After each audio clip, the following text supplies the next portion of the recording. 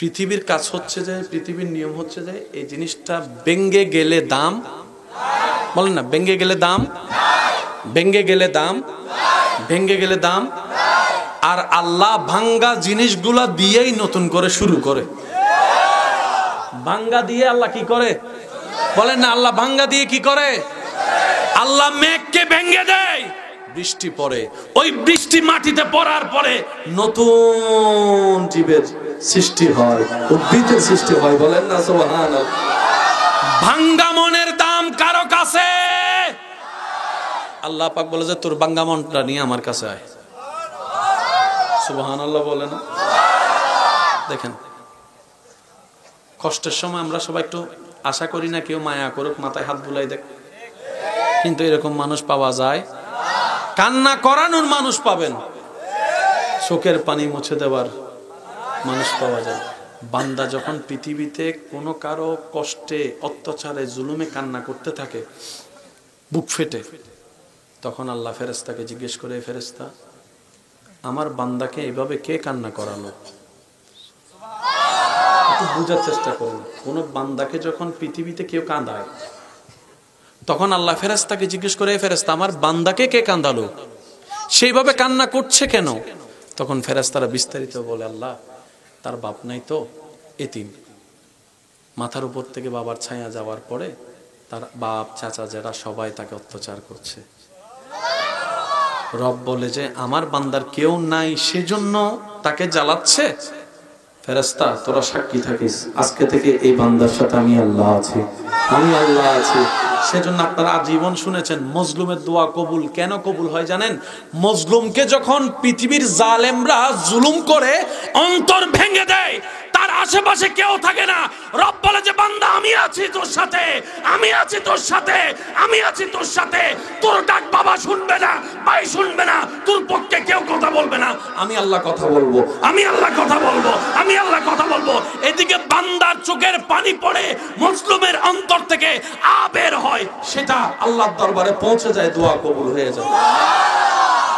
সেজন্য সৌভাগ্যবান মজলুম, কারণ জালিমের সাথে আল্লাহ, বলেন না, জালিমের সাথে আল্লাহ, মজলুমের সাথে আল্লাহ।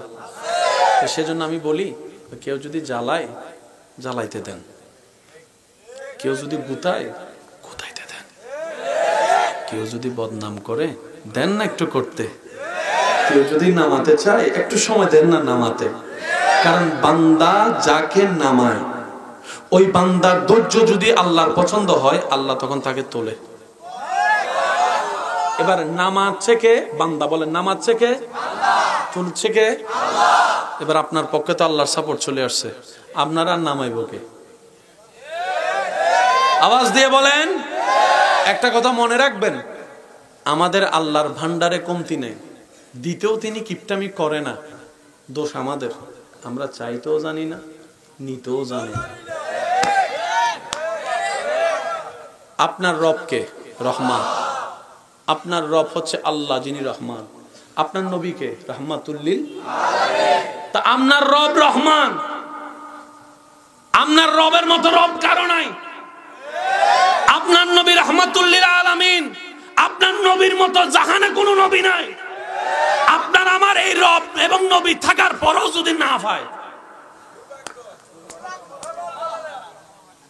এবার কোন দোষ কার?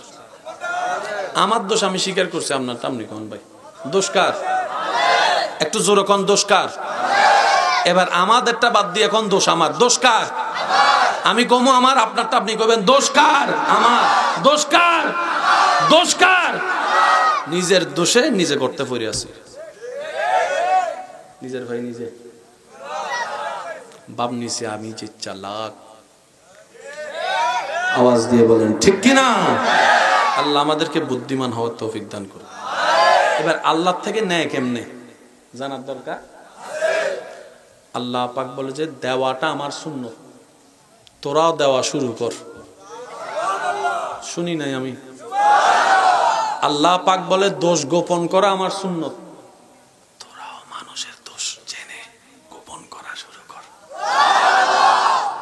আল্লাহ পাক বলে যে মানুষ গর্ত থেকে তোলা আমার সুন্নত, তুইও গর্ত থেকে তোলা শুরু কর। আমরা পাই না শুধু নিজের দোষে। এবার আসেন ভাই, কষ্ট হচ্ছে না তো? না, এখানে পকেটে, যাদের পকেটে টাকা আছে, আমি জানি না কার পকেটে কত, আল্লাহ যাকে যতটুকু দিয়েছেন, যার পকেটে যে টাকাটা আছে সবাই ভাবছে এটা আমার টাকা, নিজের টাকা। আসলে কি সবগুলো আপনার? শুনেন, অন্যের রিজিক আল্লাহ আপনার পকেটে ফালাই রাখছে। মাহফিল শেষ করে আপনি ঘরে গেলেন, ঘরে যাওয়ার পরে সকাল হলো, সকাল হওয়ার পরে আপনার ওয়াইফ, আপনার বোন, আপনার ভাই, আপনার মা এসে বললো, এই রুটি আনতে হবে, টাকা দে। অমা, ও বউ, কয়টা রুটি? কয় 5 জনের 10টা রুটি। 5 জনের পেট ভরার জন্য 10টা রুটি লাগবে, টাকা তুই দে। তার মানে 5 জনের পেটের রিজিক আল্লাহ তোর পকেটে কালকে রাত থেকে দিয়ে রাখছে। আর একটু জোরে বলবেন না সুবহানাল্লাহ? রব বলে যে কেউ কাউকে খাওয়াই না, বড় ভাই ছোট ভাইকে খাওয়াই না, চাচা জেঠা ভাতিজাকে খাওয়াই না, শ্বশুর শাশুড়ি বিধবা স্ত্রীকে খাওয়াই না, সবাইকে আমি আল্লাহ খাওয়াই। তো আল্লাহ, আমরা যে কামাই, আল্লাহ কয় তাদেরকে খাওয়ানোর জন্য তোর শরীরে শক্তি দিছি, কামানোর জন্য আমি আল্লাহ। সত্যি করে একটা কথা বলেন, ঘরের মেম্বার যখন 5 জন, আপনি, আপনার স্ত্রী, আপনার সন্তান, মা এবং বাবা, এই 5 জনের সংসার চালাতে যেখানে মাসে সময় খরচ লাগতো 20,000 টাকা, কয়জনের? 5 জনের কত? যদি কষ্ট না হয় একটু আমরা বুঝার চেষ্টা করব। 5 জনের কত? মাও মারা গেল, বাপও মারা গেল, তাহলে মেম্বার কয়জন কমছে? এখন আছে কয়জন? কমছে কয়জন?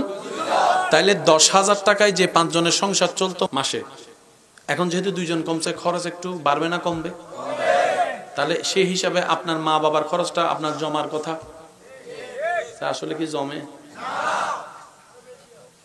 জমে? আপনি একটু অঙ্কটা মিলে দেখেন তো, 5 জনের লাগতো 1 মাসে 10,000 টাকা, 3 জনের তো লাগবে 1 মাসে 7,000 টাকা, তাহলে 3,000 সেভ হওয়ার কথা। কিরে কো কো কো, মারটা কো, বাফেরটা কো, মারটা কো, বাফেরটা কো। রব বলে যে যে আসছে সে আসার সময় নিয়ে আসছে। সুবহানাল্লাহ করে যায় কইন না, না সুবহানাল্লাহ এখানে কইয়ে নি না, আরেকটু আস্তে করে কোন তো সুবহানাল্লাহ। রব বলে যে আসার সময় আমার বান্দিরটা বান্দি নিয়ে আসছে, বান্দারটা বান্দা নিয়ে আসছে। বান্দা বলে আল্লাহ 10,000 টাকায় তো আমি চালাইছি।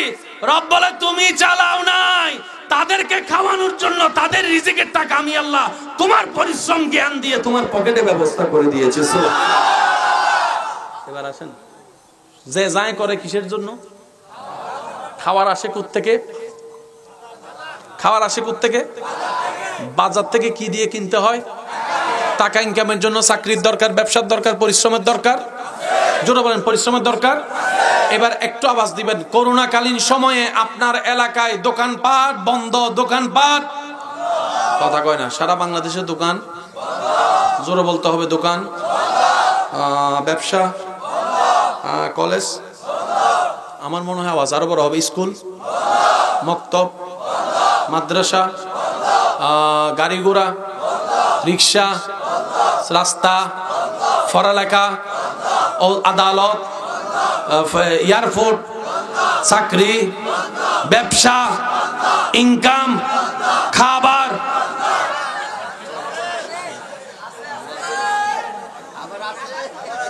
করোনাকালীন কন্যা খাবার বন্ধ, কয় বেলা? সব তো বন্ধ, খাবার কেমনে চললো? সুবহানাল্লাহ, আমি শুনি না। আল্লাহ তুমি করোনা দিলা কেন? রব বলে যে তোদেরকে একটু স্মরণ করাই দেওয়ার জন্য আমি মালিক আছি তো, আমি মালিক আছি তো, আমি মালিক আছি তো। দেখ করোনার নিস্তব্ধতা সারা বিশ্বকে অচল করে দিয়েছে, কিন্তু আমার বান্দার খাওয়া সকালেরটা সকালে, দুপুরেরটা দুপুরে, রাতেরটা রাতে। আমার বান্দা উপবাস আমি রাখি নাই, পাগলদেরকে উপবাস রাখি নাই, আমি রাজ্জাক সবার রিজিকের ব্যবস্থা করে দিয়েছি।